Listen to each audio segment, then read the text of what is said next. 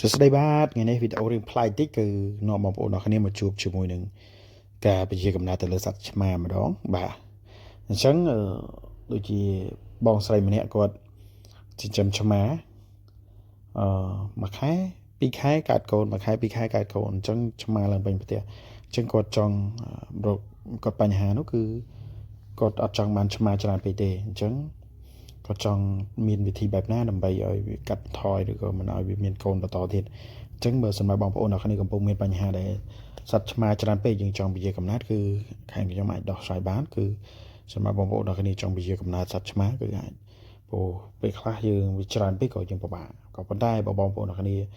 មានតម្រូវការជាប្រភេទការពារវ៉ាក់សាំងបើការពារជំងឺសត្វឆ្មាក៏មានដែរអញ្ចឹងមានបងប្អូនខ្លះគឺត្រូវការសត្វឆ្មាបងប្អូនខ្លះគឺមិនត្រូវការទេអញ្ចឹងមានចំណង់ចំណូលចិត្តខុសគ្នាអញ្ចឹង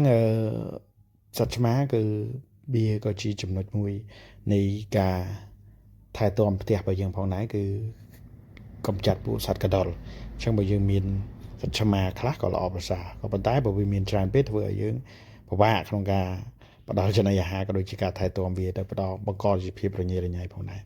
អញ្ចឹងដូចជាខ្ញុំជូនយោបល់បើសិនជាបងប្អូនគ្នាកំពុងតែមានបញ្ហាចង់ពជាកំណត់សត្វឆ្មាក៏ដូចជា